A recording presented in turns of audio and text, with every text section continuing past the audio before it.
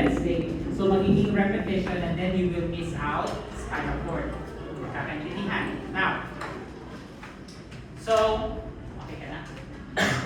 So basically, you have your, kasi nag-i-scan ka. O, yan, nag-i-scan dito.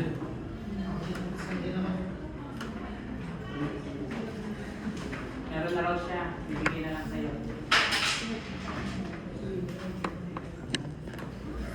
Ang dami. Malamang. Lugo yun. Kailan pa kumonti ang inaaral? Tapos ano pa ito? Puro pictures. Di ba?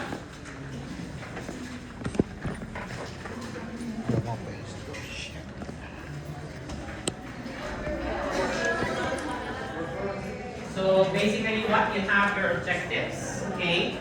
And as you can see there, they are all reviews, okay? Kaya nga sabi ko, although one of my comment would be doon sa gumawa ng schedule would be dapat muna yung sensory system over descending system or motor system because sensory system is going up. When you felt something, you have sense something, that's the time you will react. You will have motor activities. Parang katulad ngayon, you're hearing me. Tapos, anong ginagawa ninyo? Pwedeng nagnanat kayo o pwedeng nonchalant lang. Diba? Nakabila lang kayo. Ayan, ayan. Diba? Oh. So basically what? You will feel something and then you do something. So there should be a stimulus for you to do something. Diba? Or unless it's voluntary. If it's voluntary because it's an everyday life. Nagkakaintindihan. Now, with regards to your spinal cord, we have discussed this in your higher center already. Ano yun? Sabi natin, di ba? You have your spinal cord, and based on your Bell Magendilo, we're talking about motor system. So we're talking about what? Motor. The function of motor, or the motor function, would be designated in what structure of the spinal cord? In the ventral root. So basically, it's in the ventral aspect of your spinal cord. Right? So here, you have your anterior horn cells. And then, as you review your somatic versus autonomic nervous system, as you review them, you have your motor neurons innervating your skeletal muscle. And that will be your effector. And to review, of course, you know that your motor neuron will release what to the skeletal muscle? Acetylcholine. And the receptor of acetylcholine on the skeletal muscle is what? Nicotinic. Specifically nicotinic 1 or NM receptor. So that when acetylcholine binds to nicotinic 1 receptor, it generates local potential which we call as end plate potential. And since it is a local potential, it will submit into an action potential. It travels in the entire sarcolemma, including your T-tubule where you have your dihydropyridine receptors, that is a voltage-gated calcium channel. However, even if it is a channel in skeletal muscle, it doesn't open. There will be conformational change from the inside to touch or mechanically manipulate your ryanodine receptor present in the cisterns of the sarcoplasmic reticulum, which contains calcium. So that whenever you open your ryanodine receptors in skeletal muscle, calcium will now be released from the cisterns to the sarcoplasm. Calcium will now attach to your troponin C to remove, or so that there will be conformational change of your tropomyosin, so that it exposes your myosin binding site, so that myosin will bind with your actin filaments electrically positive, negative. Then there will be ATP that will go near your second head of your myosin, so that there will be hydrolysis of your ATP into ATP in and inorganic phosphate, so that there will be what?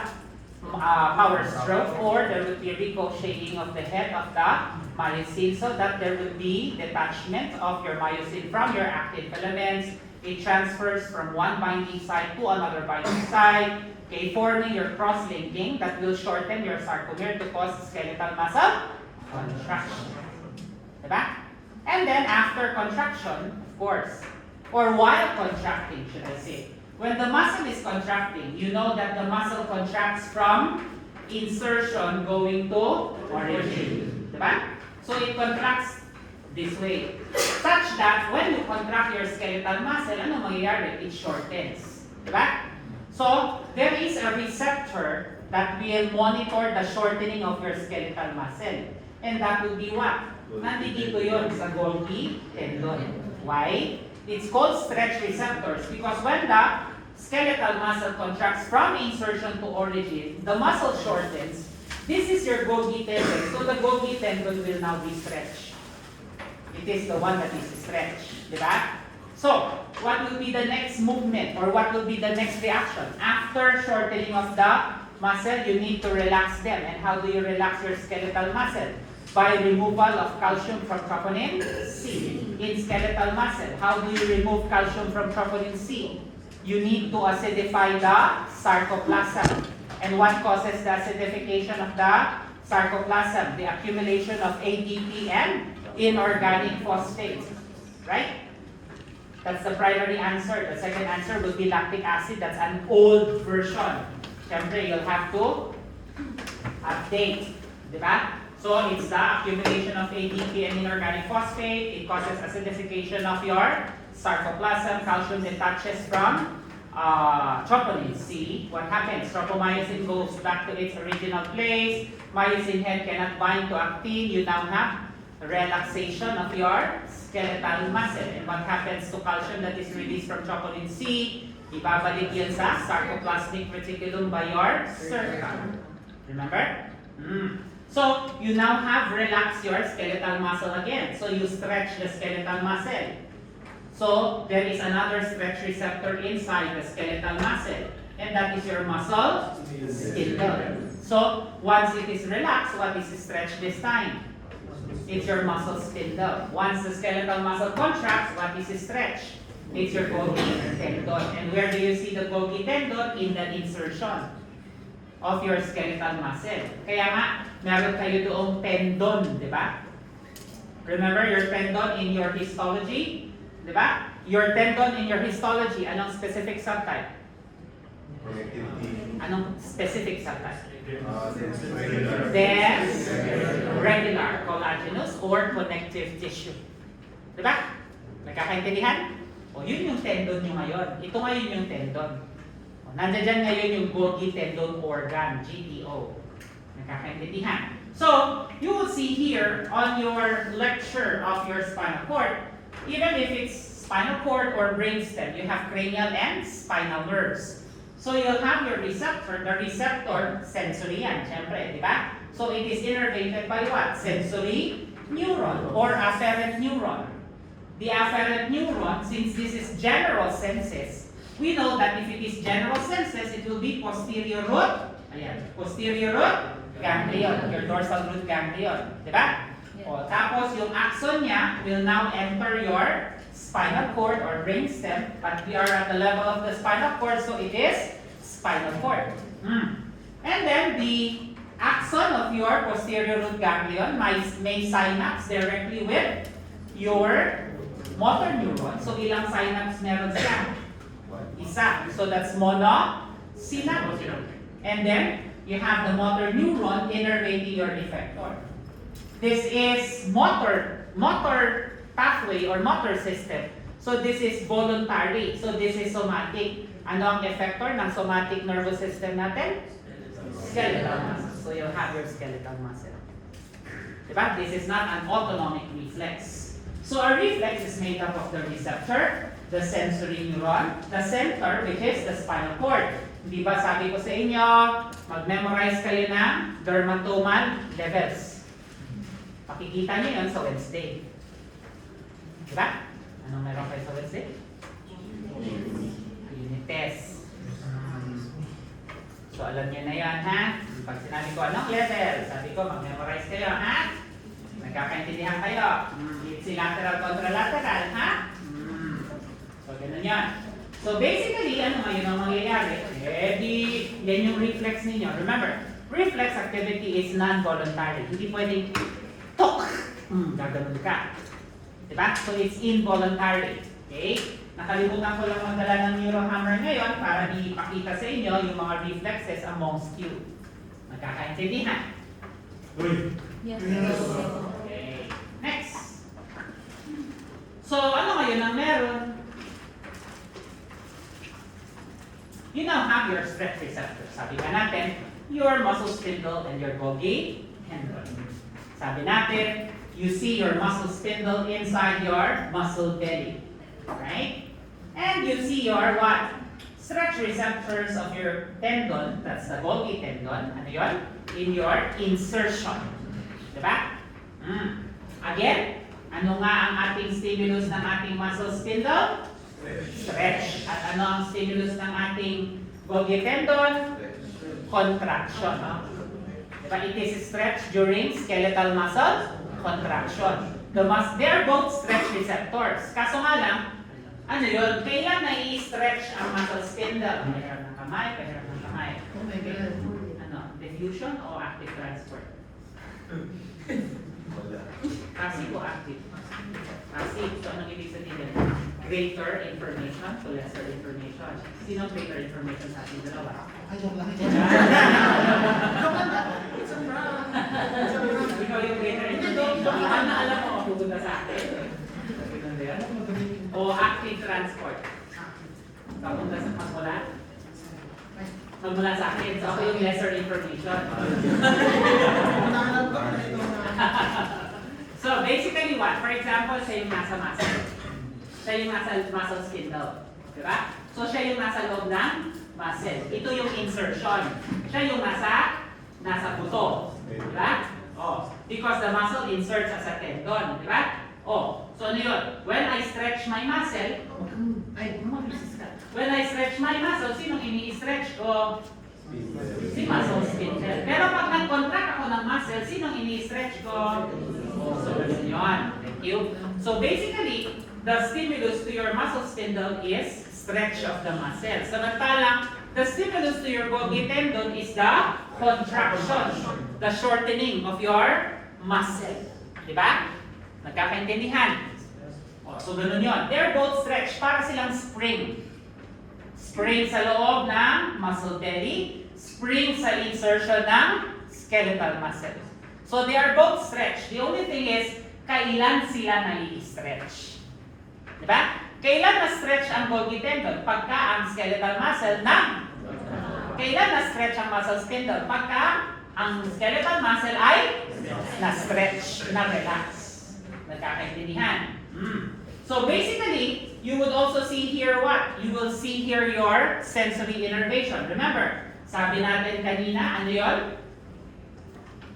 Sabi natin kanina, a receptor is innervated by what?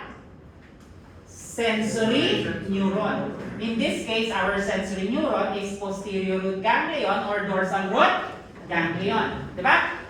Diba? Oh. So therefore, ano yun? Ito yung dorsal root ganglion, specifically the nerve, the dendrite. You know that if it is a nerve, it is either a collection of dendrite or a collection of axon or collection of both. Diba?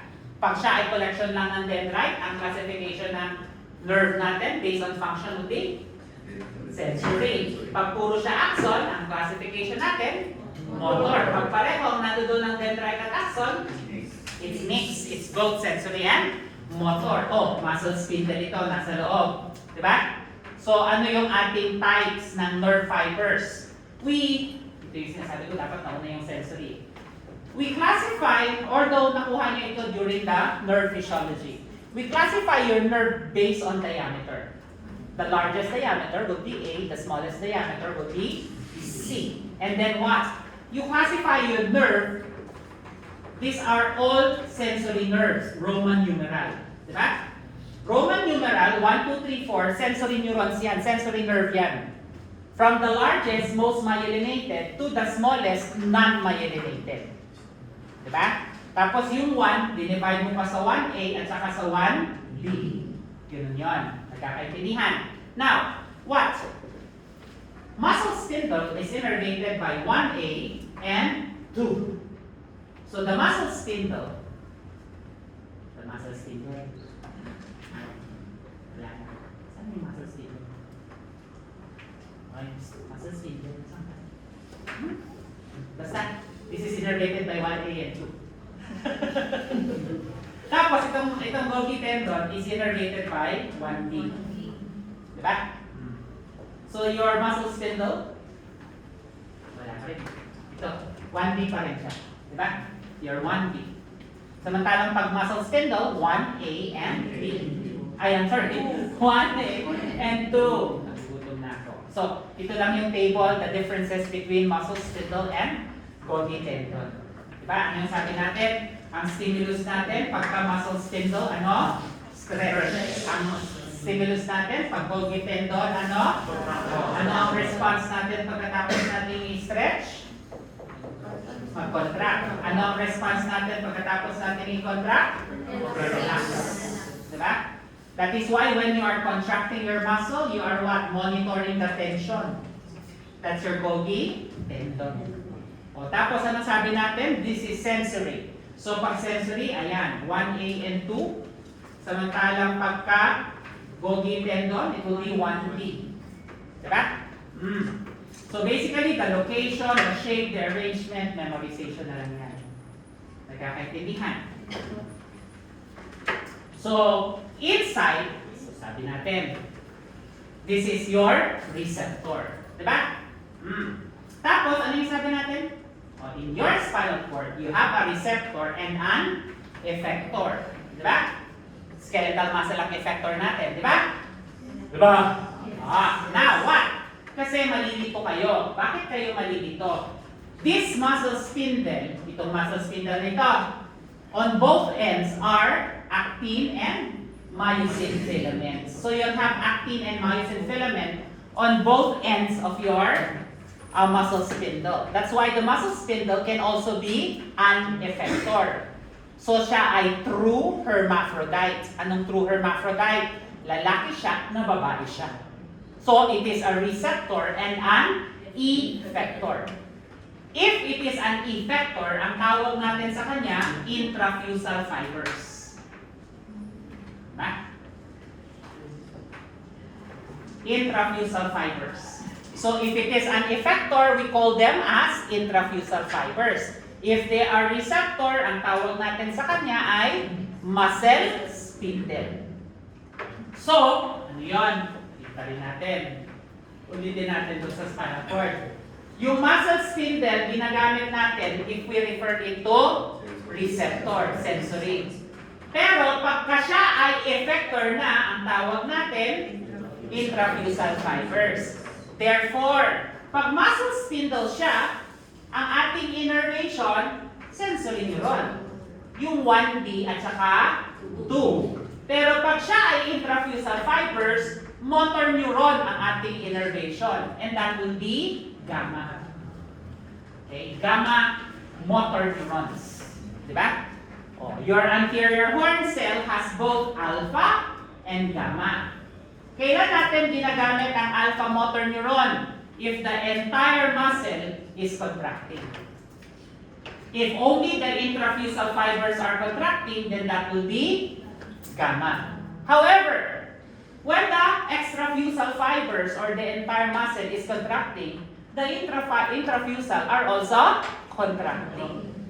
That is why, whenever your receptor is muscle spindle, then your effectors are extra and intra. Tuwing ang inyong receptor ay muscle spindle, ang inyong effectors ay extra and intrafusal. So, ang innervation nun ay alpha and gamma. Pero pag hindi, halimbawa, ang receptor mo, ano yon? You are able to step on a sharp object. Ano receptor mo doon? Ano ba naramdaman mo pagka-apak mo sa sharp object? Ano ba yon? Stretch ba yon? No, it is pain. O pag pain, ano ang receptor mo pag pain? Nociceptors. Specifically what? Free nerve endings. So that's free nerve endings. Anong innervation ng free nerve endings? Ano yung naramdaman mo? Pain. O yan ang sensory neuron. Anong sensory? Ano ang sensory innervation ng inyong free nerve endings or nociceptor? Nung naramdaman mo pain. O ito yung sinasabi ko. Yung sinasabi ko, dapat nauna yung sensory system ninyo bago yung motor. Bakit? Anong klaseng pain yon? Is it fast pain or slow pain? Ano yun? Pag-apak mo ng gano'n, aray! O kung di man, pag-apak mo ng gano'n, ay, aray. O ano yun? Slow pain o fast pain? O pag fast pain, it's type A delta. Diba? Pag slow pain, it is type C. Example ng mga slow pain ninyo, ano yun? Pag gutom kayo, aray, sakit ng tiyan ko, gutom na ako. Slow pain yun. Hindi mo naman sinasabing, aray, gutom na ako. Hindi mo naman sinasabing gano'n ka. Bakit? Nagulat ka. At least, hindi ka nagulat, di ba? Secrets. Yung problema ko kayo mga estudyante. Yesterday, sa clerkship, may nag-rotate sa Tala. Bulacan, diba? May umiyak ng clerk. Kasi nasigawan ng residente. Sabi ko, hindi ba dapat hindi kayo umiyak kung sinisigawan kayo ng mga consultant at residente? Because that's life. Kasi bakit hindi sisigaw ang mga doktor, ang mga may lisensyang doktor? Pag napatay mo yung pasyente, sino dinedemanda? Sila yung may lisensya eh. Eh ikaw, anong gagawin sa'yo? Hindi ka na pag-board examine. Kaya nga ang pressure doon, yung sila, kasi sila nakapag-board exam sila. Kumusta ang lisensya nila? Di ba? Mawawala dahil sa'yo. Eh kasi hindi ba, bago kayo mag-clerkship, you are fully equipped with first year, second year, third year knowledge. And you're fully equipped with all the skills. You further study the other skills in the hospital. Di ba? May nasigawan, ay, iyak nang iyak. Kausap ko yung nanay kahapon hanggang alas 7 ng gabi, dyan sa baba. Di ba? Yesterday was Sunday, right? Eh ngayon, may sakit si Dean. Dapat gamitin ko si Dean. O, tumawag si Dean. May sakit ako. Bakit ayos lahat ng dapat ayusin? Patay. Trabaho ko yun. Pag wala siya, ako. Di ba ang trabaho ni Dr. Ray Chavez? Kasi si Dr. Ray Chavez sa mga schedule, sa mga ano. Pagdating sa akin, iba yung trabaho ko naman. Diba? O yung mga bumabagsak na estudyante, hindi, pagsak! Hindi, joke lang. Aray? O tapos sa ulan niyan, may clerk na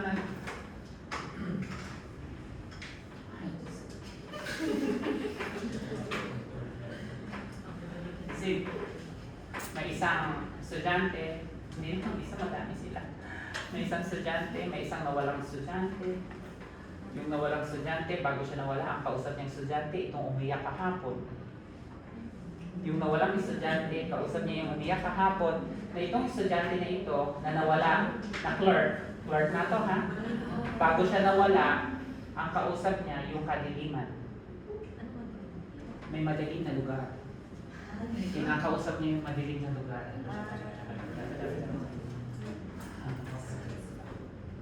So may isa lang madilim na lugar, may kinakausap siya. Kaya nga sabi ko sa inyo, if you want to become a doctor, you should be of sound mind, not only sound body. Diba?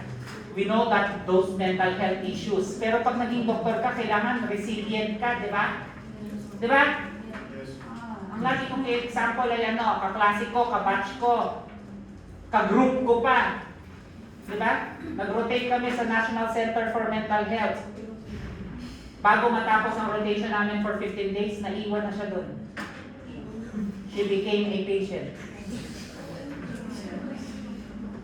Naka-associate siya sa mental patients. Kaya ayun, mental na rin siya. Diba? Kaya nga ano, dahil sa madami namin na-encounter na ito, sabi ko, ibalik natin ang psychiatric test nila. Diba? Bago natin tanggap, sabi ko sa mga nag-i-interview, kasi dati nag-i-interview ako pero pinaalis na ako sa interview kasi nagsusulat ako doon, do not accept the student will be our problem in the future, we will be a problem in the second year. Sabi ni Dr. Olaso, tingnan mo son si Leandro. Nagsulat na kaagad, na-predict niya na kaagad, second year magkakaroon ng problema. Ginagano nila ako. Pero pagdating ng second year, totoo nga. May problema sa second year yun. Sabi ko, in the first year, this student will be 2 times, 3 times failure. Totoo nga. Kaya si Dr. Olaso, the late Dr. Olaso, mga langit ng mga kaluluwa. Sabi niya, itong si Leandro, napaka-brutal pag nag-i-interview. Pero nagiging totoo ang lahat ng sinasabi niya. Kaya ayaw na nila akong pa-interviewin. Kasi magda-diagnose na kita, ayaw ko na kitang tanggapin, pero tinatanggap pa rin nila, ayan, problema tuloy. Diba? Kanino magiging problema yun pagdating ng araw? Sa akin din naman. Diba? Oo. Kaya ayan, problema. Kaya ano sabi namin last week with Dr. Herrera, who is the clerk committee chair or vice chair, who is the family medicine chair now. Diba? So basically, ano sabi namin? Psychiatric exam before acceptance, after first year, before going into second year, another psychiatric exam kasi very stressful ang events sa mga first year. Another psychiatric exam after 6 months of second year. Why? Very, very, very stressful ang second year sa sobrang dami ng inaaral. Diba? Tapos psychiatric exam before going into third year. And psychiatric exam before going into clerkship. Lalo na ang clerkship. Pagka-graduate na, hindi na psychiatric exam. Pakialam namin sa inyo kung loko-loko kayo na graduate. Gumadulit din. Ang importante, kasi when we deploy you in your clerkship, in your fourth year, when we deploy you, kailangan maayos kayo, di ba? Baka mamaya kung sino-sinong kinakausap nyo dun pa sa ospital, ang matakot pa yung pasyente, wala yung doktor, tinulog, may kausap na. Hindi natin nakikita. Sinong idedemanda nun? Idedemanda yung ospital. Kasi halimbawa, nag-breakdown ka, nagsi-CPR ka. Ano ba ito? Ayaw mabuhay. Ayaw ko na. Bigla kang gumanon. Naman kayong pasyente. Sino idedemanda ng kamag-anak ng pasyente? Yung ospital. Sino idedemanda ng ospital? Fatima. Diba? Kasi bakit? Ba't ka nagpadala doon ng clerk ng unstable? Diba? It's not being discriminative. Hindi mo dinidiscriminate yung mga may mental health issue. But when you are put into stress in the hospital, anong gagawin mo? Bilang doktor? Mag-breakdown? Diba? It's not discriminating them. But look, ano ba ang hawak ninyo palagi? Buhay. Oh, pag kayo nag-breakdown, kumusta yung buhay? Patay. Diba? O dapat naiintindihan yan ng mga nagdodoktor. At dapat naiintindihan yan ng magulang. Yung kausap kong magulang kahapon talagang hindi niya gini-give up. Pwede po itong anak ko, autistic lang naman yung anak ko eh. Diba? Sabi ko kaagad. Tanong ko kaagad dun sa GC namin ng Dean's office, sabi ko, ba't niyo tinanggap ang may autism? Sabi ng isang doktor. Hindi naman tayo pwede mag-discriminate. Kaso sabi ko, problema natin ito. Although we have one autistic who graduated and passed medicine, passed PLE, pero very functional na autism yun. Diba? Ito hindi eh. Kasi the moment makarinig siya ng sigaw, nagbe-breakdown siya. Nagbe-breakout parang sigawan na, no? Nagbe-breakdown siya. Meron pa kami, problema pa namin itong isasabi ko. Pagka umabot dito ng clerkship, pagka nasigawan, ka-freeze na. May catatonic problem. Diba? Kaya sabi ko, parang awa nyo na. Ang dami-dami ko ng problema. Wala na nga akong jowa eh.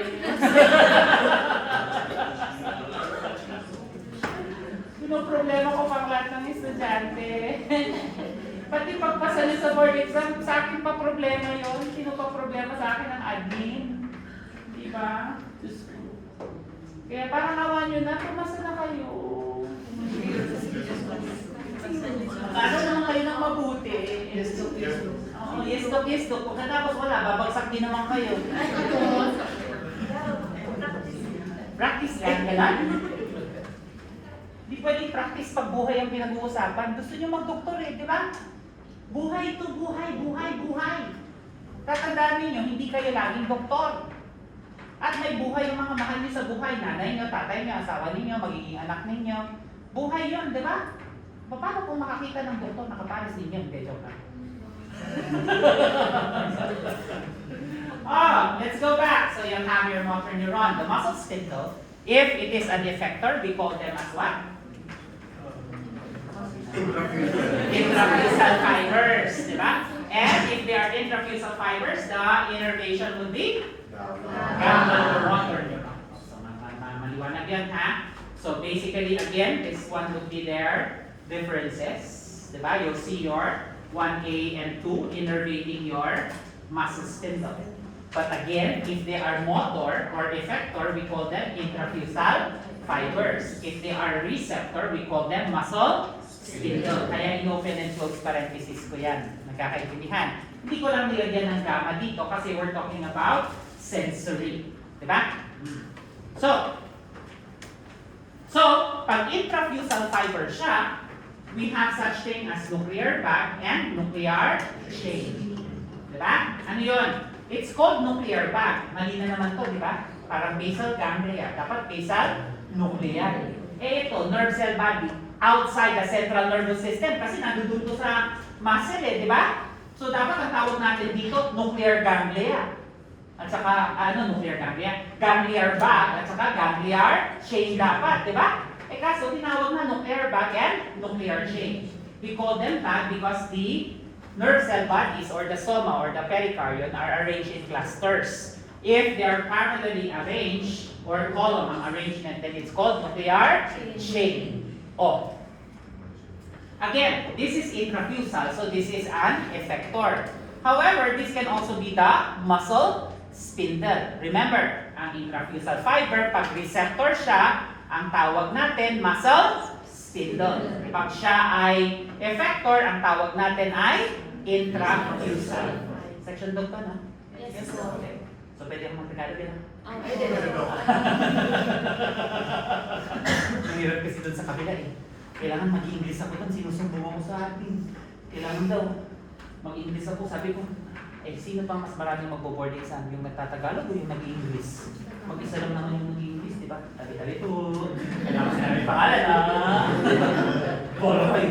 Anyway, so, you'll have your afferents, di ba? So, ano ito? If this is a muscle spindle, anong innervation niya? Sensory. Ano yung sensory natin? 1A and 2. Di ba?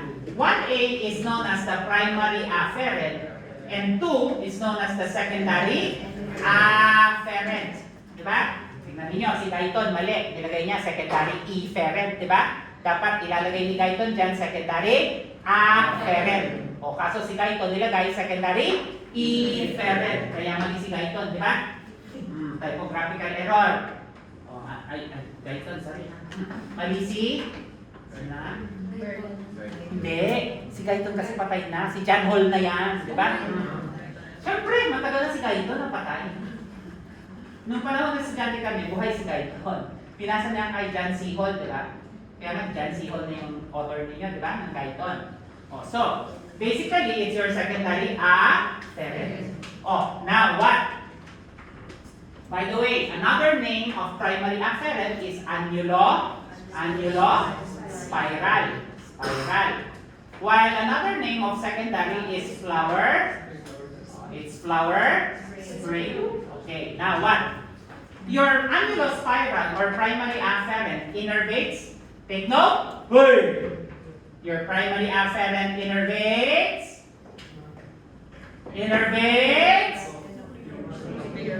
Nuclear.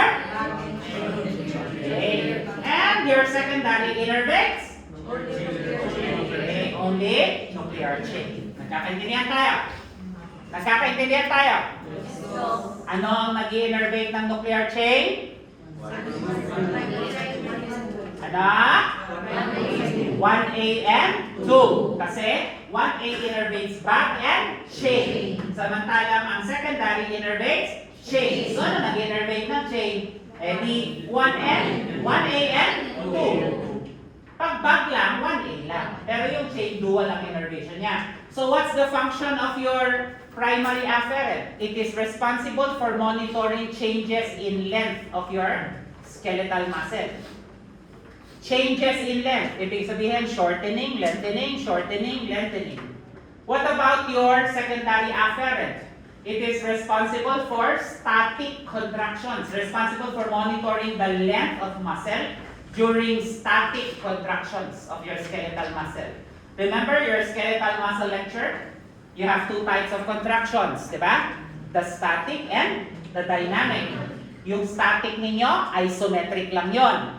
Yung dynamic ninyo, it can be isotonic, isokinetic, oxytonic, and plyocentric contractions. Remember them? Tumanga sila sa skeletal muscle, ganyan sila. Anong pinagsasabi niyang static and dynamic contractions? Kasi bakit? Anong example? May bag dito. Ikaw sa inyo. Ano yun? Example. This bag. Di ba? Halimbawa, social siya, dala-dala ang bag na ito. Ganyan siya, magdala ng bag niya. What is this? Dynamic or static contractions? This is static, referring to your biceps. You have shortening of the biceps, but you do not, ano yun, ganito bang ginagawa mo habang hawak-hawak ka mong bag na ito? Ganyan ba ang ginagawa mo habang dala-dala mo ang bag na ito? Pag ganito ang ginagawa mo habang dala-dala mo, then this is dynamic. However, ganito mo siya dinadala. So, naka-shorten ang biceps, but it is not lengthening, shortening, lengthening, shortening. It maintains a certain length. Pag naka-maintain lang ang certain length, then that is static contractions. Or, ano yung lagi nating best example? If you're pushing against a wall. This is static contraction, di ba? It is contracting. You do not see visible changes in length, but it is contracting. Sarcomeres are shortening. So, habang pinupush mo ng ganyan, static contractions ito. Diba? On both the forearm and the arm. Diba? Then, sino nagmo-monitor ng length during static contractions? It would be secondary afferents. Diba? On your nuclear chain. Samantalang, habang ginagalaw mo siya, habang nagaganyan ka, this is dynamic contraction. Sino nagmo-monitor ng shortening, lengthening, shortening, lengthening, shortening, lengthening? It would be primary afferents, both the back and the shin. That would be if these are receptors.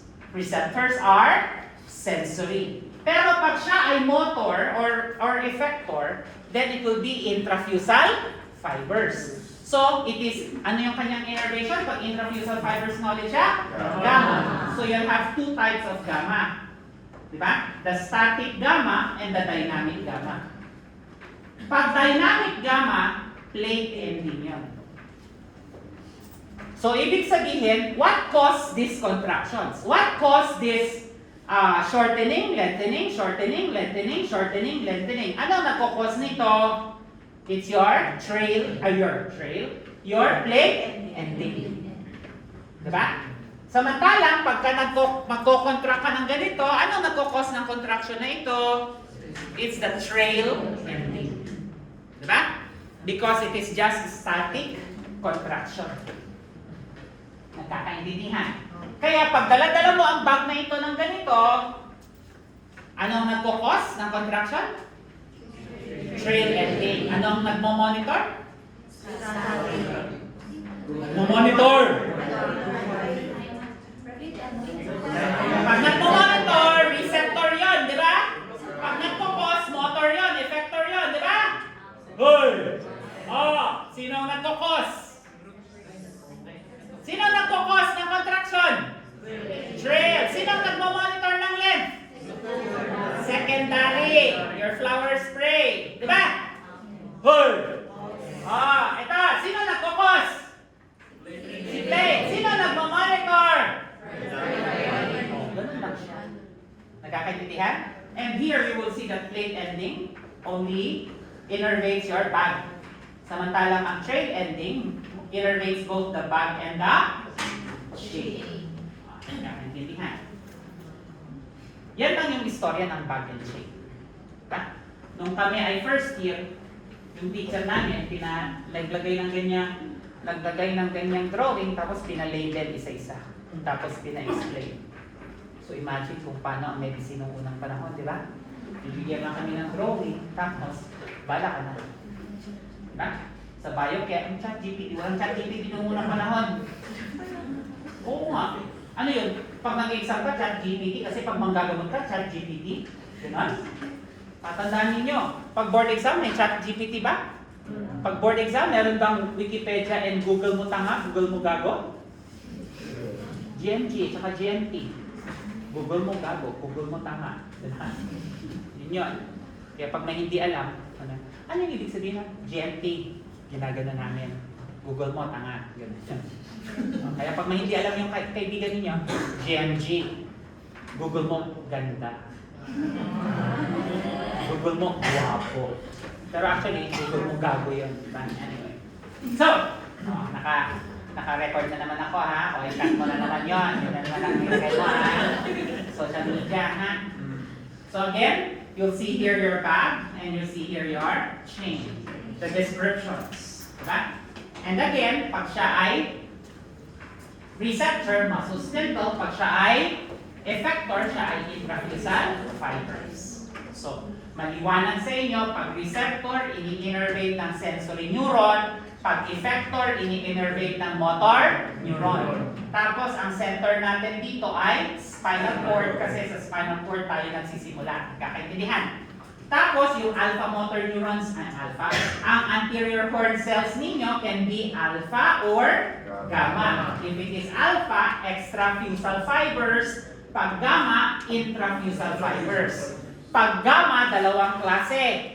Plate ending at saka trail ending. Nagkakaintindihan? Pag siya ay gamma, anong nag-i-innervate sa bag? Trail? Oh, sige. Ganito, di ba? Pag siya ay muscle spindle, ano ang nag-i-innervate sa nuclear chain? Ano? 1 AM? 2. Ano nag-i-innervate sa bag? 1A. O pag siya ay gamma, siya ay intrafusal fibers, gamma. Diba? Diba? Ano nag-i-innervate sa bag? Ano yun? Anong ending yun? Ano? Ano? Ano nag-i-innervate sa chain?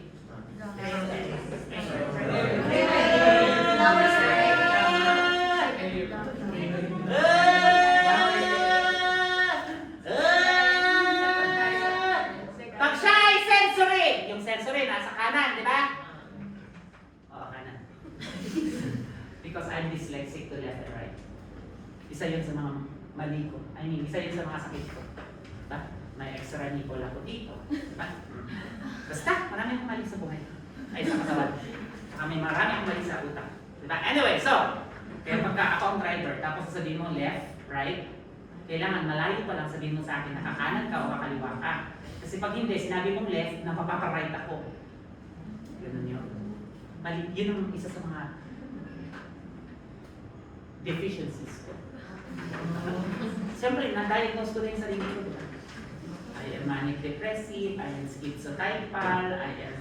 Kaya kailangan uminom ako ng maraming gamot. Diba? Bago ako mag-lecture, kailangan nakainom ako ng gamot. Eh kaso ngayon, hindi ako nakainom ng gamot. So, alam nyo na, biglang gumagin yan. Diba? Anyway! So let's go back. Ito right, ito left. Oh. Pag right, sensory yan, diba? Pag left, motor yan, di ba? Yes. Good! Yes. Oh, anong nag-i-innervate sa chain? 1 AM 2. Ano nag-i-innervate sa bag? Oh, ano nag-i-innervate sa bag? Ang dito na yung akin, oh! Ano nag-i-innervate sa bag? Ano nag-i-innervate sa chain? Ano nag-i-innervate sa bag? Okay. Ayan no? Ano nag-i-innervate sa bag? Ayan yung pinag-isa ninyo. Ano? Ha? Ano nag-i-innervate sa bag? Ano? Ano nag-i-innervate sa chain? Ano nag-i-innervate sa chain? Hoy! Nandito na kasi hindi kayo tumitingin sa akin. Ano nag-i-innervate sa chain? Ano nag-i-innervate sa bag? Ano nag-i-innervate sa bag? Ano nag-i-innervate sa chain? Ito, motor ito. Sensory.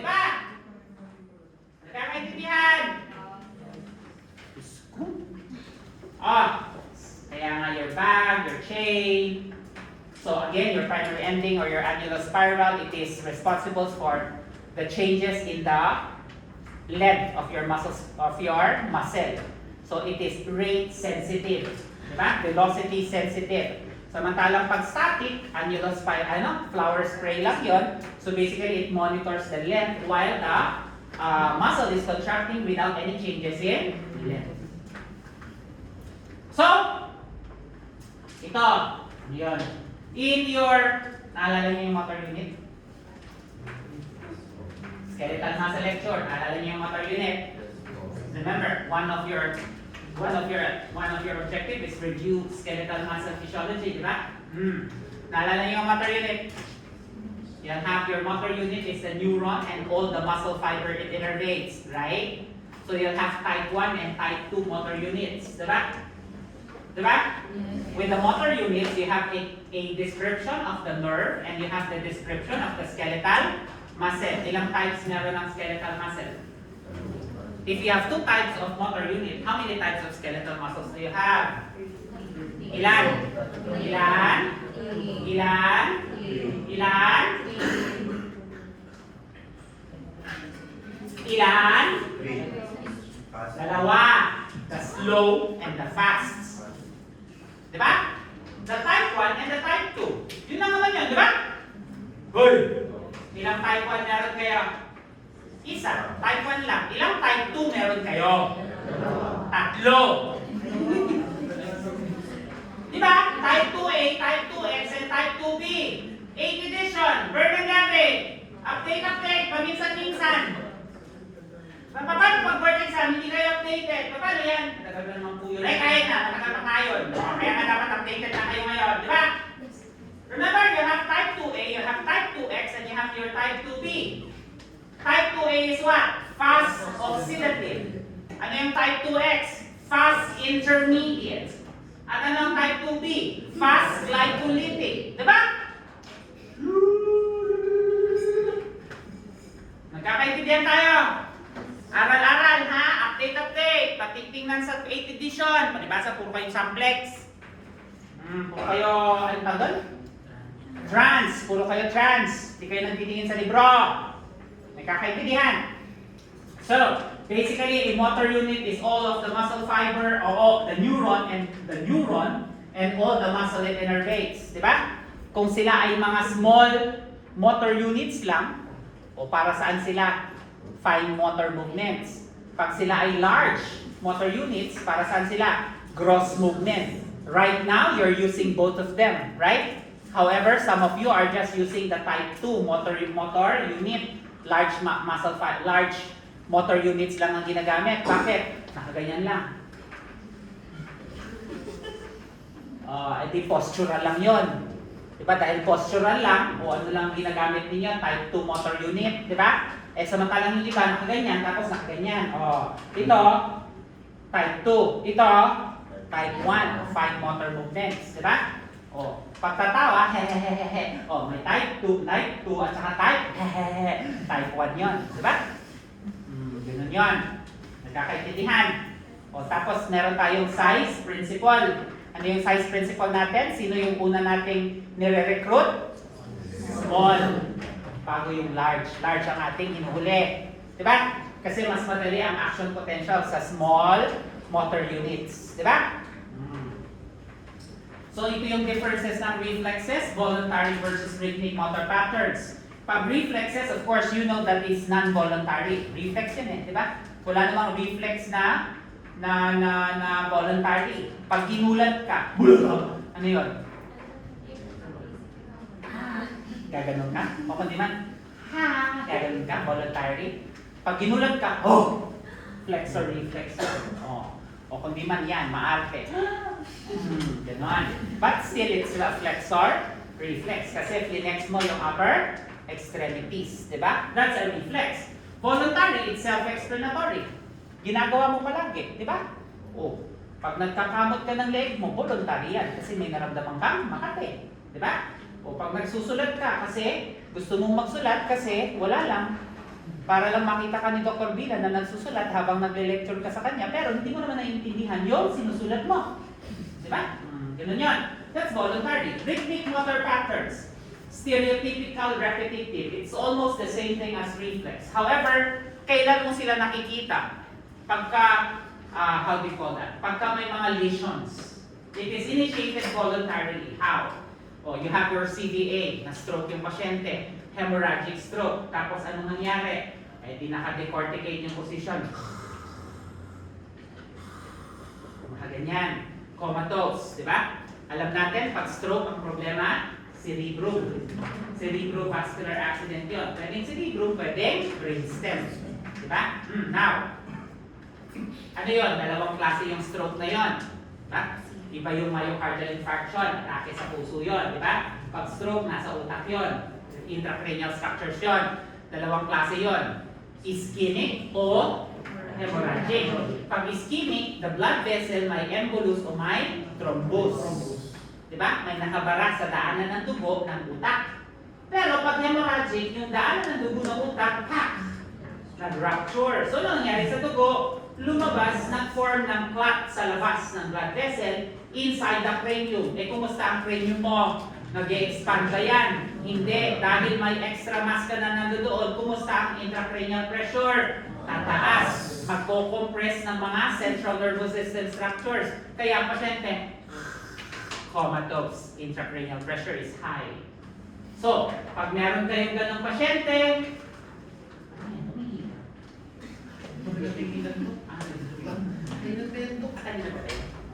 pagka ang ginawa mo, if this is the feet of the patient, feet kasi dalawa, voluntarily, ikaganon mo. Diba? Tapos, bitawan mo. Ang normal reaction natin, pag nakatulog kayo, gaganon lang naman yan. Magpa-plantar flex, di ba? So, nantalang ang patients with CDA na hemorrhagic, pag ganun mo, hindi siya babalik ng ganon. Ang tendency, magkakaroon ng rhythmic motor patterns. Di ba? Gumaganon siya. Bago siya babalik, bago siya magpa-plantar flex. That is rhythmic motor patterns. Di ba? Minsan voluntarily initiated. Buhay ka pa. Normal ka pa. Pero minsan, pag halimbawa, these are forms of what? Upper motor neuron lesion kasi ito sa mga pasyenteng na stroke na ischemic stroke. Minsan pagka gumanon sila, lumingon sila dito. Pagka gano'n nila, tapos ibabalik na nila, hindi nila maibalik ng diretso. Minsan, pag gano'n nila, bago nila maibabalik. Ganun yan. If you are observant sa mga CDA or sa mga stroke patients, tingnan ninyo, marami yan. Ang dami-daming stroke patients sa Pilipinas, di ba? If you're just walking, syempre, pagka private car kayo, wala kayong gaano makikita. Pero pagka nasa public car, public bakit? Kaya naman yung public car kasi grabe. O Maxine, di ba? Pero, pag nasa public transport kayo, yung mga train, diyan ako diyan ako nakaka-record ng mga motor, ng mga neural lesions. Siyempre, without their knowledge. It was illegally taken, but I don't post them in the social media. I just show them to you, to the students, para malaman ninyo na yun yung manifestations. Diba? It is for the purpose of education. I'm not, hindi ko sila nilalait, hindi ko sila inaano. Pinapakita ko sa mga estudyante para alam niyo na, ganun pala yun. Para kayo mismo nakaka-observe. Di ba? Example, the neurofibromatosis or the von Recklinghausen's disease. Ano yun? It's a tumor of the peripheral nervous system, of the spinal nerves. Ano yun? Pagka hinawakan mo sila, may bukol-bukol. Ang daming bukol niyan. Pero pag malala na, yung bukol will appear externally. Kaya kala ninyo ketong. Diba? Ang dami-daming bukol sa buong katawan. Hindi yun nakakahawa. That's a tumor of the nervous system. That's a tumor of the spinal nerves. That's your von Recklinghausen's or neurofibromatosis. Di ba meron yan sa TikTok minsan? Nagla-live siya. Meron siyang isang malaking ganun dito. Nakalawlaw na ng ganyan. Tapos yung mga mukha niya, ang daming bukol-bukol. That's von Recklinghausen's. pag nagtatanong yung mga tao doon, ano yan? Hindi, nakakadiri. Nagko-comment ako, hindi po siya nakakadiri. Nakakaawa po siya kasi meron siyang tumor of the spinal nerve. Ang tawag po natin doon ay von Recklinghausen's disease or neurofibromatosis. Siyempre, tatanong sila, ano yun? Research, GMG. Google mo, gago. So again, when we talk about your reflex, you'll have your receptor innervated by sensory neuron. It goes to the center. There can be an interneuron or association neuron, or it can go directly with the motor neuron. If it is only with the motor neuron, you will only have one synapse, then that's monosynaptic. If you have two neurons, or one neuron in between the sensory and the motor neuron, that will be disynaptic. If you have several neurons, then that will be polysynaptic. Nagkakaintindihan? And then you'll have your motor neuron that is innervating your skeletal muscle. Ganun lang lagi yung reflex natin. Diba? Kaya nga, ano yan? Sensory organ. The sensory organ or the receptor is not always the muscle spindle and Golgi tendon. Sabi ko nga sa inyo, pag nakatapak kayo ng sharp object, ano yun? Ano receptor mo dun? Ano receptor mo? Free nerve endings or nociceptor. Ano yung klaseng, anong naramdaman mo dun? Pain. Anong klaseng pain? Fast pain. Therefore, if it's fast pain, anong sensory nerve mo doon? The receptor is free nerve ending. The sensory nerve or the sensory neuron is? Ano yung sabi ko pag fast pain compared sa slow pain? Type A delta pag fast pain. Pag slow pain, type C.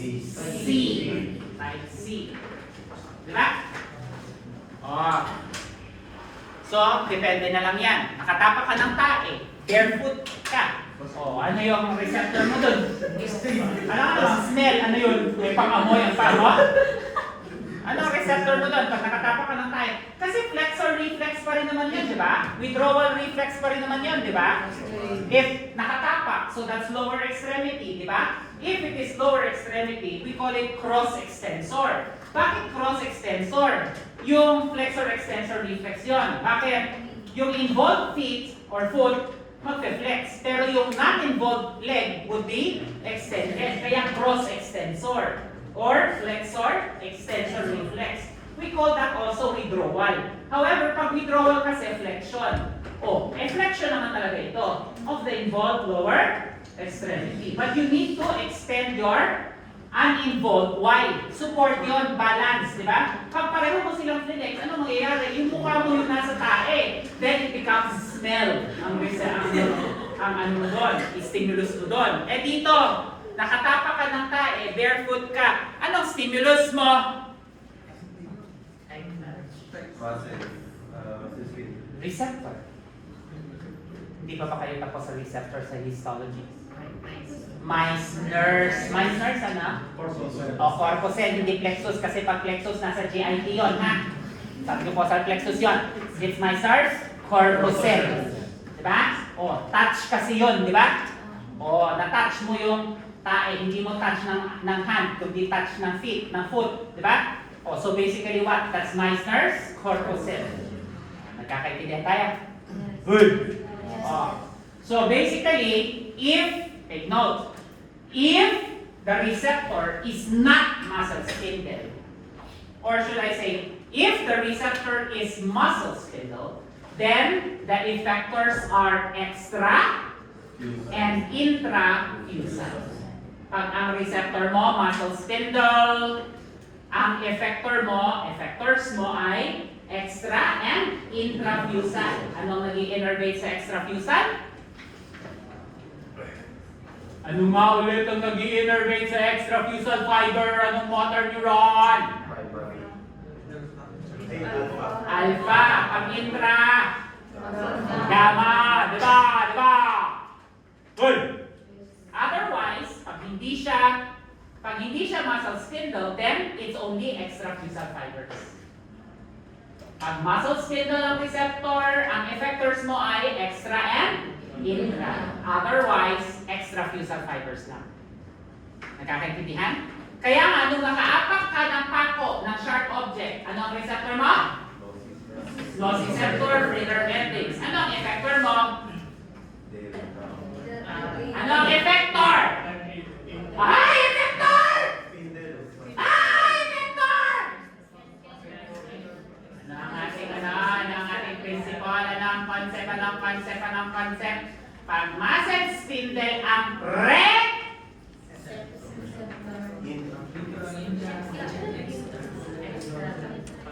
pagka muscle spindle ang receptor, ang effector ay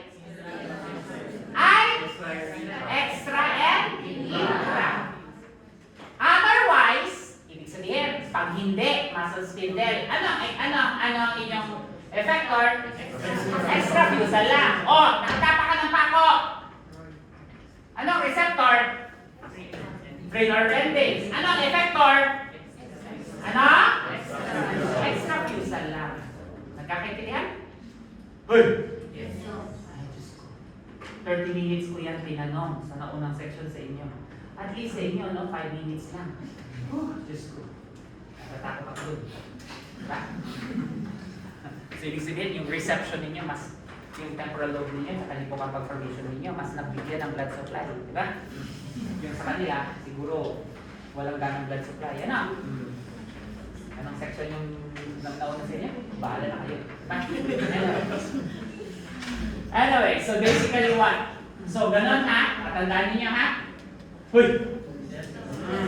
So, your center is your spinal cord. Nag-memorize pa kayo ng dermatoma letters? O, paano sa Wednesday? Wala. Diba? So, again, dynamic stretch reflex. Diba? Primary sensory ending. Diba? Tapos it opposes sudden changes in them. Sabi nga natin, rate sensitive yan. Dynamic eh. It has a stronger reflex activities as compared with your static stretch reflexes. Continuous muscle contraction kasi yan eh. Diba? Oh. So basically what? Static signal yan. Pagka ikaw ay dire-diretso lang na nakakontract. Walang changes in length. Diba? Dire-diretso nakakontract. Walang changes in length. Then that's static. Tapos ito, di ba? This is very easy. This is your different types of reflexes. Monosynaptic, disynaptic, and polysynaptic reflex. Withdrawal. Yan na yung ano natin, example natin kanina, cross extensor, di ba? Why is it polysynaptic? Kasi ano yung ginawa mo? Nakatapak ka ng sharp object, nag-flex ka, pero nag-extend ka ng kabila. So maraming synapse yun. Polysynaptic. O, paano naman yung myotatic or stretch reflex? Anong laging example natin yan? Your knee jerk. Diba? Hindi ako ulit nakadala ng neurohammer. Naisip ko kanina umaga magdala ng neurohammer kasi maraming tumatawag sa akin. Dahil kaming problema ng mga bata dito sa Fatima. So, karaniwan, anong ginagawa natin? Cross leg natin yung pasyente and then we tap the tendon below the patella. Okay, kaya nga ang tawag natin patellar tendon, but we're not tapping the tendon, the patella themselves, but the tendon. You know that the muscle inserts as a tendon, di ba? Dense regular connective collagenous or connective tissue nga yun, di ba? Di ba? O, pag tap mo ng tendon, anong ginawa mo sa quadriceps femoris? Because the tendon inserted there is your quadriceps femoris. So, anong ginawa mo sa quadriceps femoris? Ini-stretch mo ba o kinontract mo yung quadriceps femoris nung tinap mo siya? Take note ha, the stimulus was tapping. Nung tinap mo, ano nangyari sa quadriceps femoris? Kinontract mo ba kagad? O, ang ginawa mo muna is you stretch the quadriceps. Kasi nung tinap mo siya, ano nangyayari? Nag-indent sa tendon. Dahil nag-indent sa tendon, ano nangyari? Nagkaroon ng curve na ganyan. Dahil nagkaroon ng curve na ganyan, anong ginawa mo sa quadriceps femoris? Yung stretch. Anong sabi natin? Pag yung muscle mismo ang in-stretch mo, anong receptor natin? Muscle innervated by what again? 1A and 2. That's your sensory neuron. Kasi muscle spindle yan, diba? O, anong effector natin? Extra and intrafusal fibers. Anong innervation natin? No! Effector! Tapos na tayo sa receptor. Eh, anong innervation ng effector natin? Sabi ninyo, ang effector ninyo ay extrafusal and intrafusal. So, anong effector ninyo? Anong innervation ng effector ninyo? Ano? Ano? Effector! Ano? Ano?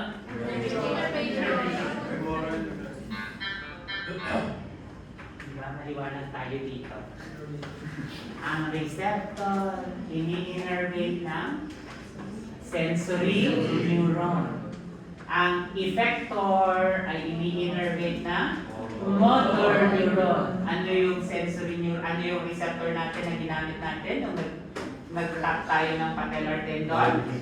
Ang ating stimulus ay stretch. Dahil stretch ang ating stimulus, ang receptor natin ay muscle spindle. Ano ang innervation niya? 1A and 2. Ano ang effector natin doon? Extra and intra.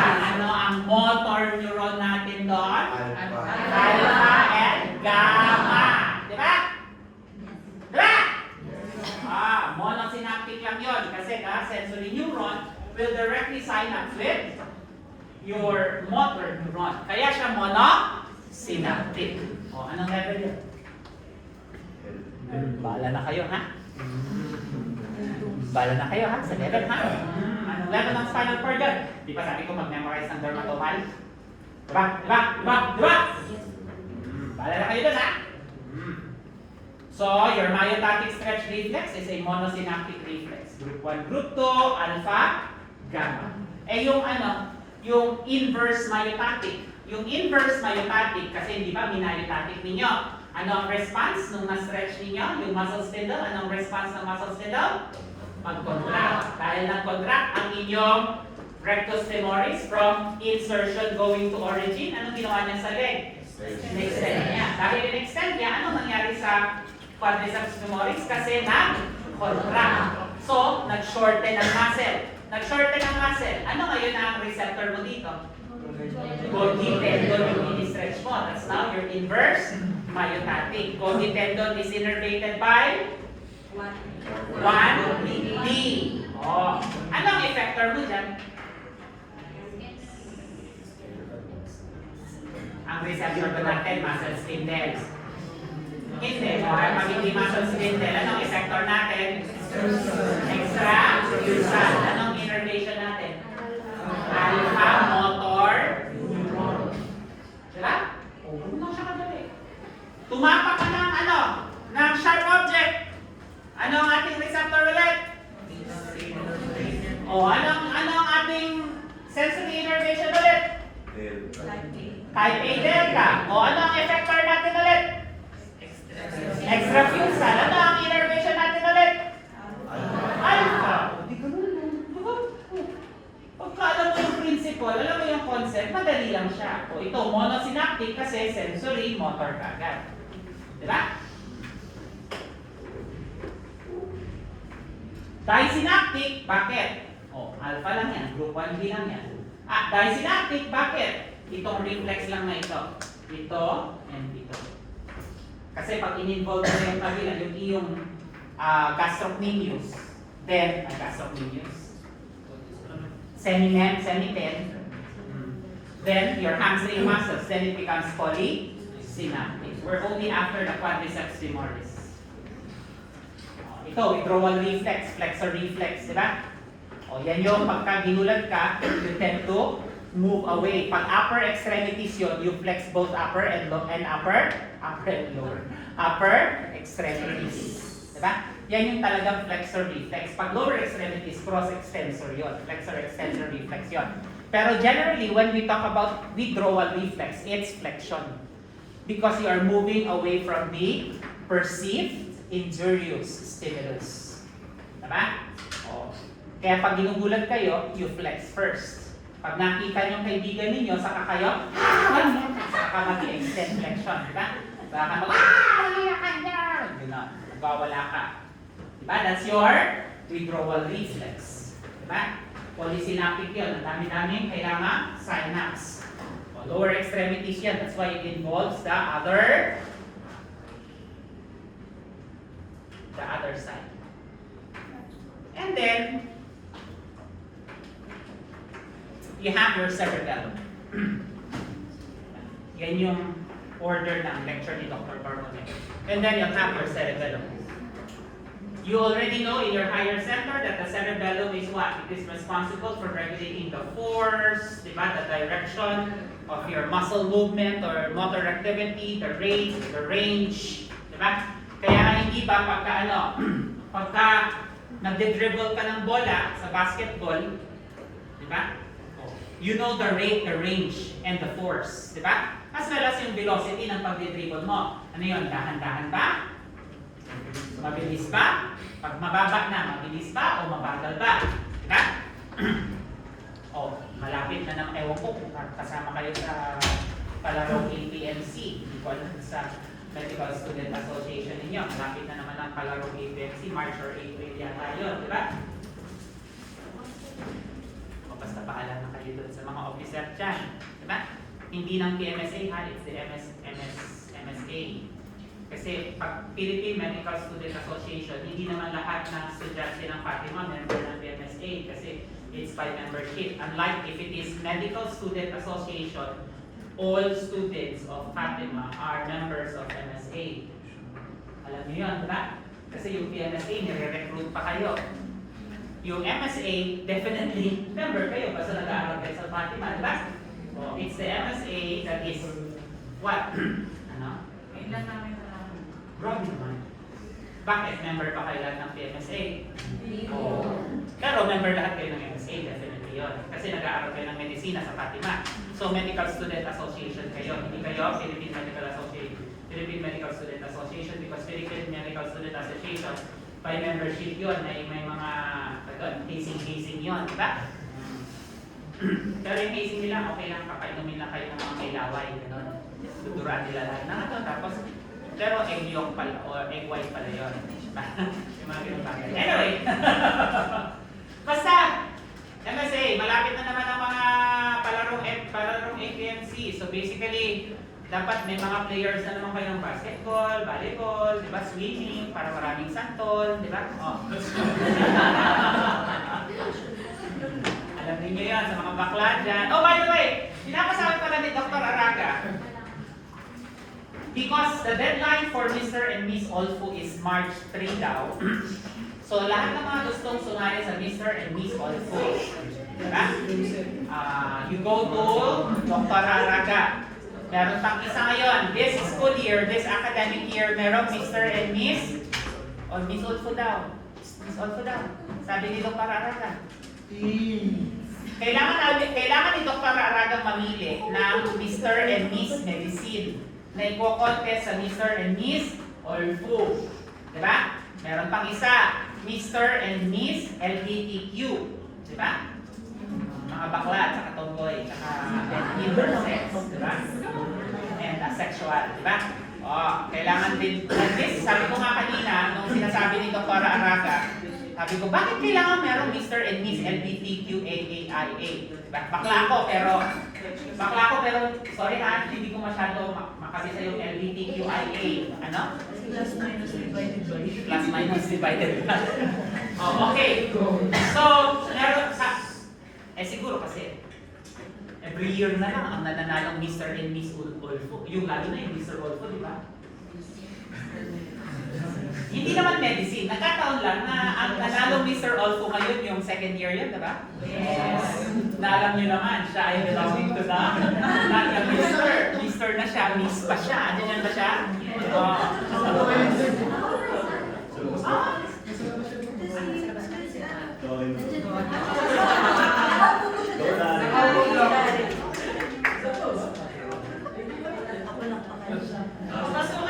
Pasok ka raw dito.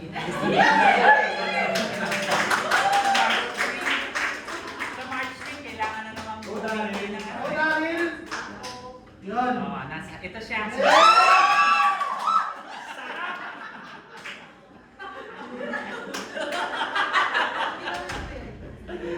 Basically, ngayon, siguro, kaya para to eliminate sa Mr. Olpo yung mga LGBTQIA, nagkaroon ng Mr. LGBTQIA. Diba? Basta, LGBTQIA. Diba? Kaya meron Mr. and Miss. Kung gusto niyo sumali, go to the RRR. Oh, kasi let's face it, yung figure, pwede naman sa atin yon sa medicine yun. Kasi ang mga kalaban yun, yung mga college, di ba? Ano bang edad yung mga yun? 18, 19, 20, 21, di ba? Oh, kayo, iman, yun lang. Renta.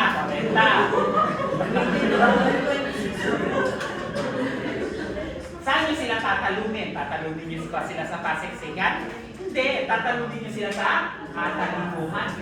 Diba? Sasabihin ninyo, if the receptor is muscular, then the effectors are extra and intramucosal fibers. Mas marami na kayong wisdom. So sa Q&A, talo na sila. Diba? Tapos ano na lang kayo, mag-konting, makapal na make-up. Para wala yung eye bags dahil sa kakaaral, kumari. Kumari nag-aaral, di ba? So, punta lang kayo kayo para aralan, ha? Kasi kailangan nila ng contestants. Para sa Mr. and Miss, all two. Siya si Mr. All Two, di ba? Kasi siya si Mr. Medicine, siya si Mr. All Two. At the same time, Mr. S. Okay. Okay, let's go to your cerebellum. This time, your cerebellum is correct. Why? Remember, in your cerebrum, it's called basal ganglia. When in fact, it should be basal nuclei. Diba? Your caudate, your putamen, and globus pallidus. But this time, in the cerebellum, it's correct because you'll have cerebellar nuclei. That will be from most medial to most lateral. Diba? That will be FJ, fascicle, globose, emboliform, and dentate. Dentate is the most lateral, it is the largest, and the most active. Sabi mo na yung sasabihin ko, nasa France. It's the most active. Kaya nga meron kayong mga tinatawag na dentato-fugal fibers. Meron kayong tinatawag na dentato-cerebellar fibers. Diba? It's all dentato. If there will be connections inside the cerebellum, then it will be emboliform and fascicle. Pero outside, it will be dentato. And then what? In your histology or microanatomy, anong meron kayo? Di ba meron kayong ganitong cerebellum sa neuroanatomy ninyo? Or sa histology microanatomy ninyo? Di ba? Oh. Why you just like to take note of this? This is your horizontal fissure, but it doesn't seem horizontal. It is obliquely oriented. Kaso nga lang, if it is attached to the cerebrum, it is horizontal. Now, in your neuroanatomy, your cerebellum is what? That's the vermal part. Meron na ba kayong ganito sa neuroanatomy? So sa vermal part, meron kayong mga parts, lingula, central lobule, pulmen, decline, folium, tuber, etc. Pyramis. Pag-aaralan nyo yan in neuroanatomy. Okay, now, you'll have different inputs from to the cerebellum. Ano yun? Inputs from the cerebral cortex. Why? Planning of motor movements will be cerebrum and cerebellum. Bakit kailangan involve ang cerebellum for planning of motor movements? Because the seat for motor memory will be in the cerebellum. Ano ang sabi ko sa inyo? Or ano ang sabi sa trans? Ang lagi kong sinasabi dyan ay you may have cognitive impairment, or one example of cognitive impairment would be Alzheimer's. Yung Alzheimer's, makakalimutan nila yung semantic memory. Ano ang semantic memory? Yung mga pinag-aaralan ninyo ngayon, semantic memory yan. Age, address, your name, the names of your relatives, the names of your friends. Makakalimutan nyo yung semantic memory, but you never forget how to move. Kaya nga mga pasyenteng may Alzheimer's, lakad ng lakad, nagda-drive. Naglalakad, saan papunta? Hindi nila alam. Paano umuwi? Hindi nila alam. Because those are semantic memory, address. Diba? Pero alam nilang maglakad, alam nilang mag-drive. Nung naubos ng gasolina, hindi na nila alam kung saan sila babalik. So, they know how to drive. It's the same thing. Ano yun? Pagka sasayaw kayo, first time ninyong gawin yung sayaw na yun sa TikTok, di ba? Pa-practice kayo. So, you set posture, you plan movements, it will be cerebrum and cerebellum. Pero once you have memorized the steps already, di ba? O ano nang gagawin ninyo? It will no longer be the cerebrum, it will already be the cerebellum. Para halimbawa, yung pagsusulat ninyo, when you were elementary, grade 1, or perhaps kinder, or prep, di ba? Pag nasusunod, di ba, pinasanay tayo magsulat ng A, di ba? O, sa eskwela namin, ang sulat namin ng A, ganyan. Ganyan kami magsulat ng mga letters. Diba? So basic, kaya nga natuto na lang ako ng mga ganitong sulat nung lumabas na ako sa eskwelahan na yun. Kasi when I was in medicine, ganito ako magsulat, sabi ng mga teacher ko, ay sabi ko, yung mga teacher ko, tsaka yung mga sekretary, ang arte mo kasi magsulat, Maray, kung ano ang pangalan na yan? Sabi na yun sa akin. Kaya sabi ko, ay, hindi po ba ganyan magsulat? Mula na, natuto ako magsulat ng everyone does. What everyone does. Kasi hindi ko alam kung saan ko pinag-aralan ng nanay ko eh. Diba? Anyway, so basically what? Your cerebellum, yun, inputs niya ay cerebrum. Kaya nga hindi pa, nagsusulat tayo. Initially, however, nag-aaral tayo magsulat kasi that would be mini-memorize ng cerebellum yun. Pero right now, alam na ng cerebellum kung paano ka magsulat. That is why you don't write slowly. Diba? Pag magsusulat ka, diba? Susulat ko pangalan ko in long ano, o Leandro, gaganyan yung sulat. Diba? So basically, this one will be planning of motor movement. Once you have planned it already, once you have your cerebrum and cerebellum was able to memorize it already, then it will already be stored in your cerebellum. Tapos we all know that cerebellum is responsible for balance. Ano ang sabi ko sa inyo? If there is alcohol intoxication or nagkaroon kayo ng under the influence of alcohol, ano ang structure ng nervous system na unang na damage or unang nagkakaroon ng effect? It's the cerebellum. That is why nagkakaroon kayo una, alcohol breath test. Pangalawa, pinapag-tandem walking kayo ng pulis o tandem walking. Sasamahan kayo maglakad ng ganyan. Kasi pag may cerebellar damage kayo dahil nasira ng alcohol, may gait kayo, di ba? Kumusta yung gait ninyo? Di ba? And then what? Sabi nga natin, balance is not only regulated by cerebellum. O, nire-regulate din siya ng vestibular nuclei. Ano yun? You have your vestibular apparatus on your ear. Di ba? So basically, nung unang panahon, nung hindi pa masyadong mahigpit ang mga peta-peta o mga yung mga against animal rights, etc. We have an experiment on equilibrium. Diba? We have your lecture in equilibrium. Ano yung experiment natin? Manok. Anong ginagawa sa manok? We destroy the mastoid process of the chicken. Tapos anong mangyayari? Initially, hindi mo na i-destroy yun. I-observe yung wings, yung legs, at saka yung head. Diba? Kasi yung neck. Diba? Neck writing reflex. Tapos, palilipawin ng ganyan. Okay, okay. Lahat ng mga nanonood na sila, diba? Supposedly, by this time, bawat grupo magkakaroon ng isang ano. Diba? O, pagkatapos tinola. Joke lang.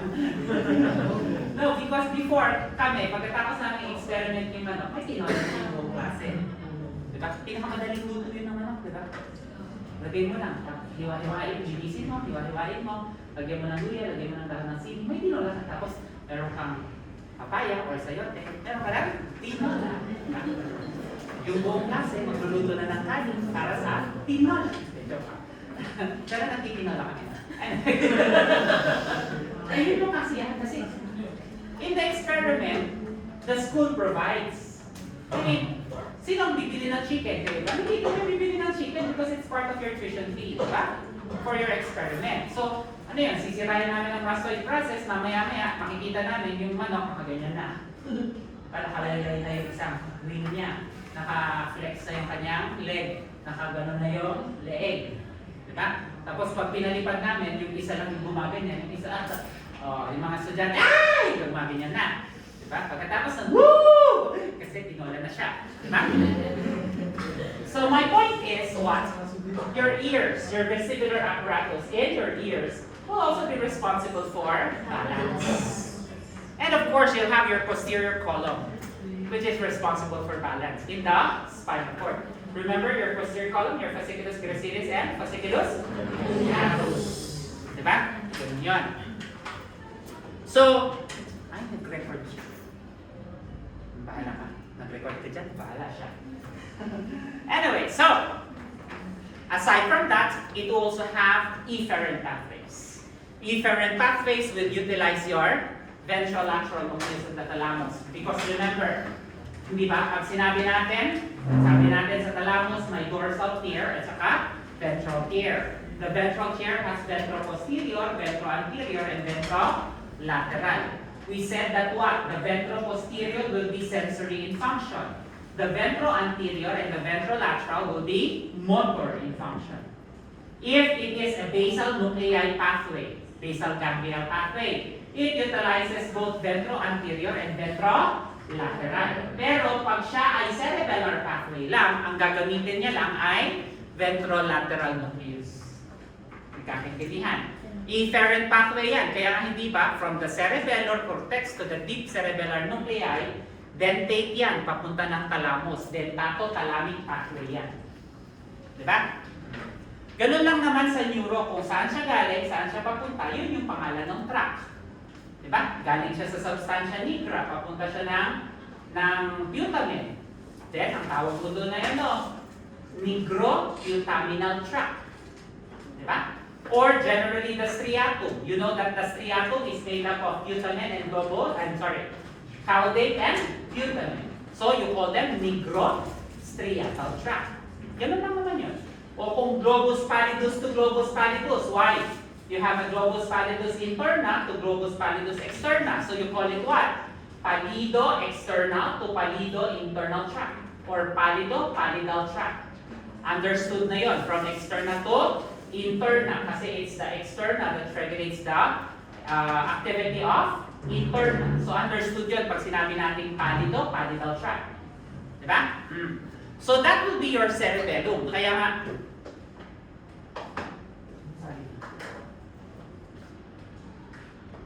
final step for it. Okay. Because physiology in foreign class, ako lang natuturo doon. Walang ibang natuturo ng physiology sa foreign class, hindi ako. Kaya galit ako pag hindi nila naiintindihan yung lecture ko. Bakit galit ako? Ako nag-lecture noon, tapos pagka nag-review ako pabalik doon, dapat alam nila, di ba? Kasi ako nag-review. Ito, hindi ako magagalit sa inyo pag hindi niyo alam. Although galit ako kasi bakit hindi niyo alam? In a way, subtle yung effect ko. Kasi bakit? Hindi ko naman alam kung anong lecture sa inyo mga previous lecturers. Diba? Hindi ko, I'm not discounting the capability of other professors. Diba? Because we have objectives. We follow the objectives. Kung ano man yung objectives at naibigay yun ng mga lecturers niyo, then that's it. It's the same. But it's just the delivery. Kung paano lang na-deliver yung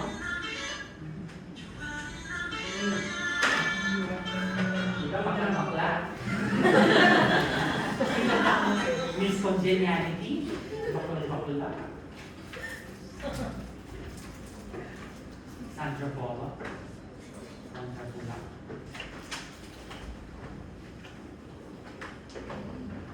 Ano sabi? Ang sabi? Dali lang. Tapos na. Maurasan mo ako. Nag-enjoy na ako.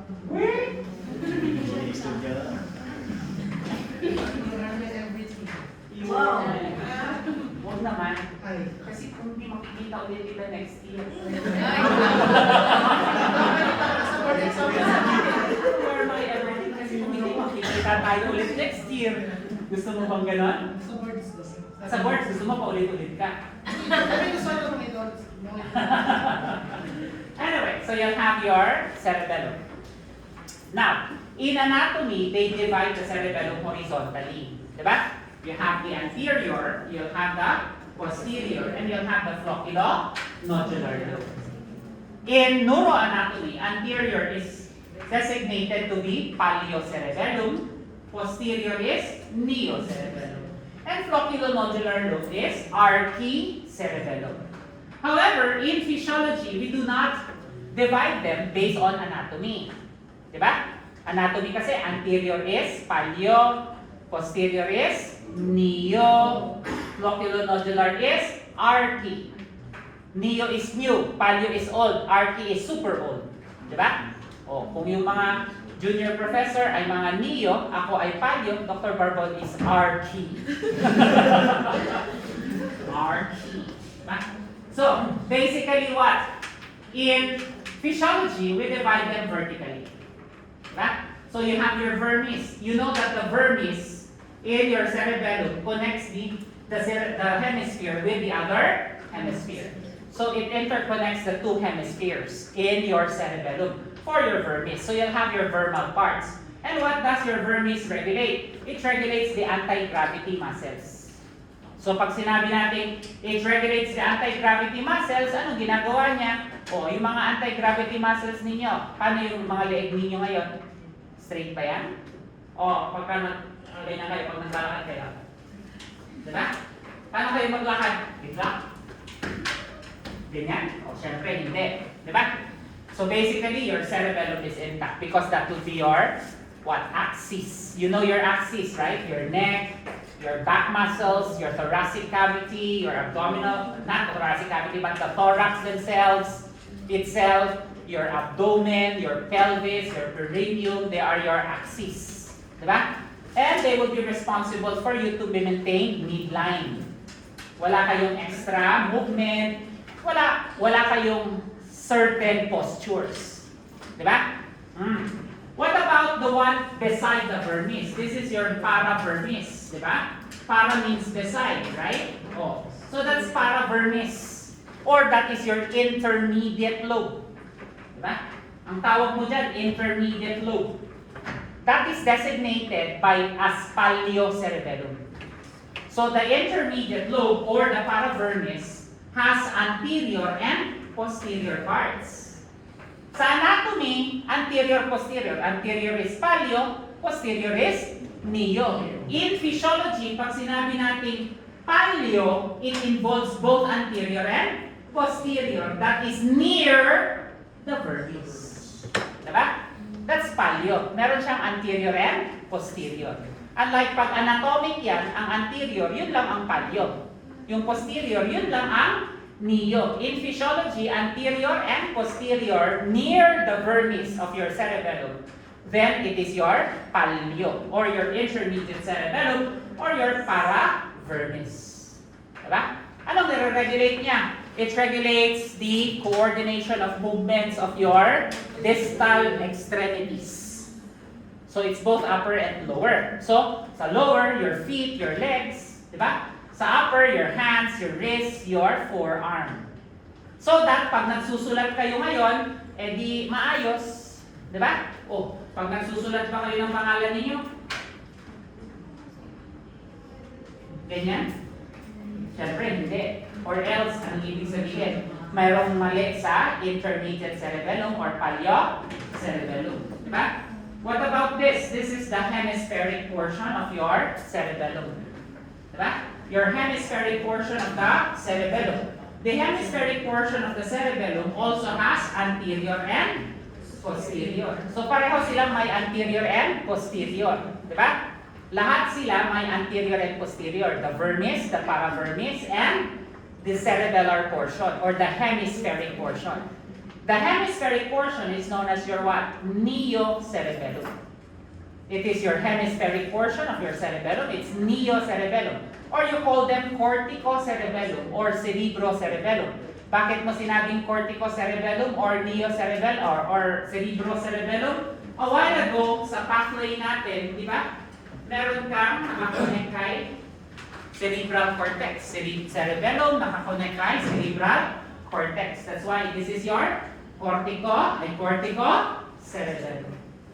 Diba? It has a connection with your pons. Ano yun? Kasi yung cerebellar fibers directed to the cerebellum from the cerebrum will pass through the pons and through what? Brachium pontis, or what we call as the middle cerebellar peduncle. Diba? Kaya ganyan tayo mag-divide ng cerebellum sa physiology. Plus, like anatomy, flocculonodular is also flocculonodular. It is your RT cerebellum, your oldest cerebellum. Diba? It's RT cerebellum. So again, your RT cerebellum or your vestibulocerebellum is the flocculonodular lobe. It is responsible for gait, vestibulo-ocular reflex. Okay? Vestibulo-ocular reflex, at saka yung learning. Diba? Yung sabi ko sa inyo, motor memory is there in your cerebellum. Diba? Tapos ano yan? Vestibulo-ocular reflex. Ano yun? Ang best example ko sa inyo dito ay what? Pag naglalaro kayo nito. Stretching. Anong stretching? Di ba nilalaro nyo ito? Tapos may dala-dala kayong stick. Tapos pagkatapos yung ikot ng 10 times, yung stick ilalagay mo dun sa bunganga ng bote. Hindi nyo alam yan? Subukan natin. Gusto mo? Pag nahilo ka, tataas ang pressure mo. Tapos nasa ER ka na. Di ba? Naglalaro kayo nung bata kayo. Nalagay nyo yung isang kamay sa ear, tapos ito nando doon, tapos ito nakapost doon, tapos iikot ng 10 times, paikutin, tapos may dala-dalang stick, yung stick na yun, ganyan ka. Hanggang mailagay mo sa loob ng bottle. Diba? Hindi naman, Christmas? Bakit? Lahat kayo may hypertension na. Baka ma-stroke pa kayo lahat, di ba? Kaya yun ay larong pang bata, hindi larong pang matatanda, di ba? So, ganun yun. So, basically, that's vestibulo-ocular reflex kasi hindi ba balance with, and at the same time, you have your vision. But remember, balance is not only cerebellum, but also the ears, the spinal cord, and vision. Diba? And then spinocerebellum or paliocerebellum, sabi ko nga sa inyo, it regulates the distal limbs for coordination of movements. And then, sabi ko nga sa inyo, the cerebrocerebellum or the corticocerebellum or the neocerebellum, they're responsible for motor planning. At nakakonect siya sa pons. Diba? So, Vernon-Levy, vertical ang divisions ng inyong cerebellum. At saka syempre, if you have cerebellar dysfunctions, ayan, attack siya, sabi ko nga sa inyo. Diba? Tapos dyspnea or past pointing, you do the finger to nose test. Diba? Oo. Kailangan hindi nakapikit yung subject o yung pasyente kasi hindi niya alam kung saan mo dinadala yung finger mo. Nakakaintindihan? Pagka nakapikit siya, sa ilong mo, yung index finger, punta dito sa daliri ko sa index finger, gawin mo several times, sige go, sige go, sige go, sige go, sige go, sige go, sige go. Kailangan, thank you. Kailangan nakadilat siya nun pagka minubo na yung finger mo Hindi pwedeng nakapikit siya. Hanapin niya yun. Tapos sasabihin mo, negative finger to nose test. Diba? As much as possible, nalalagay niya doon ng mabilis sa tip of my index finger. Diba? Kasi bakit? Pagka yun, may problema sa cerebellum, lalagpas yun. Magkakaroon ng tinatawag na past pointing. Diba? Kaya nagpa-past pointing, lumalagpas siya. Diba? Hahawakan niya lang ito. Dito siya hasawa ko. Kundi man may intention tremor siya. Ano yun? Nanginginig siya habang nanginginig siya bago niya kunin. Tapos nung nakuha niya na, nanginginig siya kasi iinom na siya. Pag inom niya, naliligo siya. Diba? So pag gano'n yun, you have intention tremors. Why? Resting tremors kasi basal nuclei, Parkinson's disease, or paralysis agitation pag resting tremors. Wala naman siyang ginagawa pero nanginginig ng ganyan. Diba? Ang dami-dami kong nakikita niyan sa amongst your professors. Diba? Hindi nyo na-obserbahan. Ako, na-obserbahan ko yun. Nakikita ko, gumagano sa sarili ko na po, nagsisimula ng Parkinson's ni Dr. Something. Basta, obserbahan nyo kaming lahat, di ba?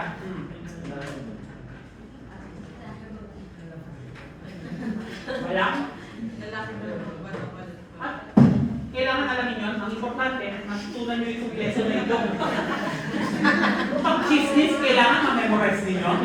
Pero pag concept, hindi kailangan. Mas importante yung concept. Balance. Yung balance ng Marites at saka Tolits versus concept. Ganun. So, mas importante yung concept. Huwag nyo nang alalahanin. Mag-observe na lang kayo ng mga professor ninyo. Mali nyo, ako pala yung gumaganyan-ganyan, di ba? O, may resting tremors pala ako. O, may intention tremors ako, di ba? Tapos ito, yung dysdiadochokinesia, di ba? Alternating movements, lalo ng hands. Yung iba hindi kaya ito, hindi kaya ito, di ba? Hirap na hirap sila. Pag hirap sila, adiadochokinesia. Pag hirap sila pero nagagawa nila, dysdiadochokinesia. Pag totally hindi nila magawa, adiadochokinesia. Kasi means not. Di ba? An means not. Di ba? Tapos, you have your dysarthria. The composition of movement, yun yung sinabi ko sa inyo kanina pag nagsusulat. Mga ganyan din yan. Kumbaga hindi siya makasulat. Kaya nga hindi ba, ang mga lolo-lola ninyo, ang mga nanay-tatay ninyong matatanda, pag meron kayong bank accounts, ano yun, every 2 years, every 3 years, tinatawagan ng bangko para mag-renew na, mag-firma. Kasi naiiba yung penmanship, yung signature natin as we become older. Kasi yung cerebellar gyri and sulci natin, naghihiwalay sila. Lalo na kung hindi healthy eaters yung inyong mga lolo-lola. Pero yung lolo-lola natin, healthy eaters yun. Yung nanay-tatay natin, yun ang hindi healthy eaters. Kasi may panahon ng nanay at tatay ninyo, hindi namin. Diba? Ako, nanay-tatay nyo na ako. Diba? Nanay na tatay pa. Anyway, so yung nanay-tatay namin, yung lolo-lola ninyo yun. Diba? Healthy eaters yun kasi gulay, isda, o kaya restaurant, take-out food, di ba? Lagi kayo naka-styrofoam. So, kumakain kayo ng microplastic. Di ba? Pag binayot siya mga utak ninyo, puro microplastic. Kaya ayan, walang myelin. Ang bagal ng action, potential, di ba? O bagal ng translation ng impulses, di ba? Kaya nga hindi ba dapat nagbabaon na lang kayo sa baunan? Diba? Ganun din, microplastic din yung baunan. Lahat na lang may microplastic, di ba? So ano yun? Baon kayo ng kubyertos na tang tang tang tang tang yung mga, tawag doon, mga China wares. Or, panahon kasi namin yun, ang baunan ko nun, yung, alam niyo yung stainless? Oo, yung stainless, yung hindi na mamagnet, di ba? O kasi, nung panahon namin, meron talagang kitchen dito sa Fatima.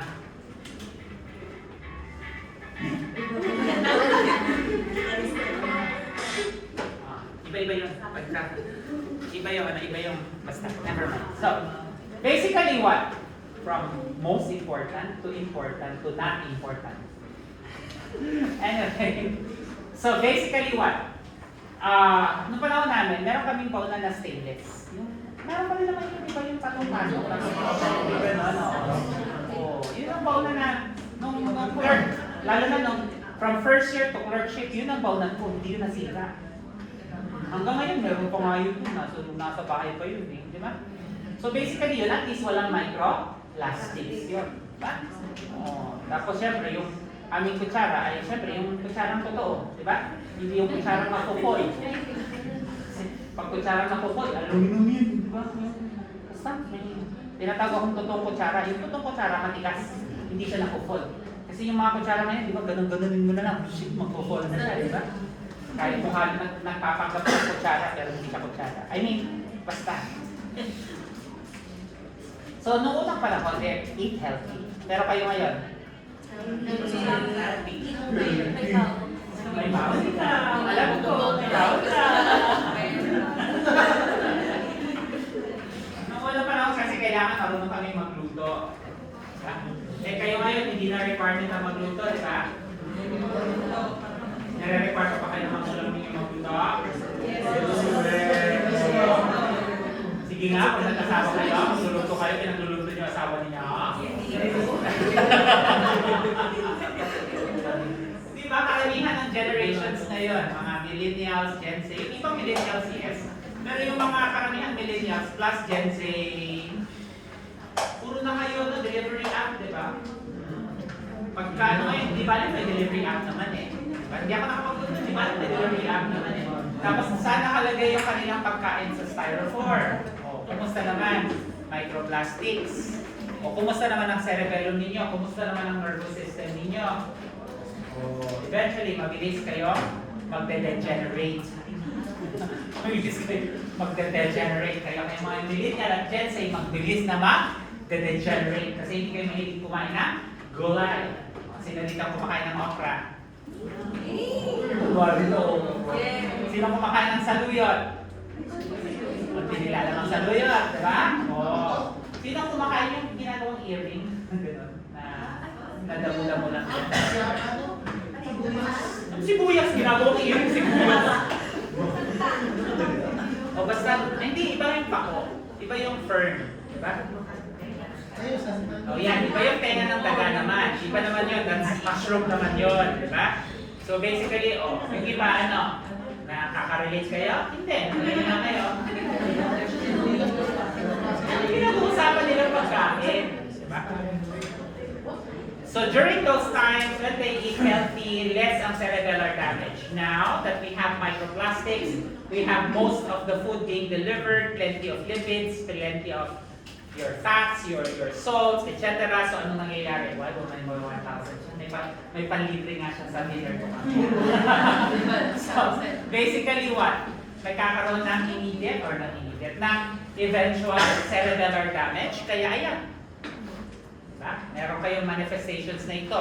And then yung dysarthria. Yung dysarthria, it's a different form of dysarthria. Kasi kung paralysis lang ng thumb, kasi dahil sa upper motor neuron lesion, so, ang ganito ang magsalita, kasi yung kabilang thumb mo, hindi makasalita. Kasi hindi ma-elevate. Kasi lang mag-elevate. Ito, walang elevation. Kaya rin ako makasalita. That's dysarthria, secondary to an upper motor neuron lesion, like cerebrovascular accident. Diba? Eh, paano pagka dysarthria, secondary to cerebellum? Hindi, merong extra movements ang tongue ninyo, may extra movements ang vocal cords ninyo. Kaya pag nagsasalita kayo, ganyan kayo magsalita, may tremors habang nagsasalita ka, para, ano yun, para kang nagko-concert. Diba? Or, sabi ko nga, during the pandemic, I always see this app in TikTok na nandito na sila, andyan na, may gano'n na app sa TikTok eh. Hindi ko na mahanap yung app na yun sa TikTok eh. Para ma-record ko yung, yung TikTok na yun na mayroon, diba? I don't know kung nasubukan ninyo yan sa TikTok during the pandemic period. Diba? Kumbaga, that is a form of cerebellar dysarthria. And then, sabi ko nga, ano yun? Yung mal-equilibrium, tapos yung asthesia, asthenia, hypoatonia, hypotonia. Yung ano dito, yung tamad, yung asthenia. Ano yung tamad, asthenia? Ay, hindi ko kayang buhatin. Ano ka, may asthenia? Bakit yun? Kaya nga buhatin. Loss of muscle strength. Kaya pag girls, pag may gusto kayong pabuhatin sa mga jowa ninyo, hindi ko kaya. May asthenia ako. Yung iba naman, ano yun, merong asthesia, loss of muscle endurance. Sila yung laging nahuhulugan ng panty. Hindi. Sila yung laging nahuhulugan ng baso. Di ba? Hawak-hawak na yung baso. Basa. Basa. Loss of muscle endurance. Di ba? Or, di ba, hawak-hawak nila yung bag nila, maya-maya, nahuhulog na yung mga bag nila.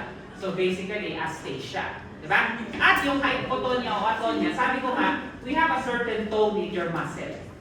However, when you have atonia or hypotonia, sila yung parang tinapay. O, anong lagi kong sinasabi niyan? Pag pupunta kayo sa bakery every morning or every afternoon, kung may time kayo ng afternoon, bagong lutong tinapay, hindi pandesal, kasi yung pandesal matigas yun sa labas, di ba? Lalo na yung mga pandesal na yun, di ba? Yung mga sliced bread or monay. If you know monay, yung mga burger bun. Diba? Pag bagong luto sila, hawakan ninyo.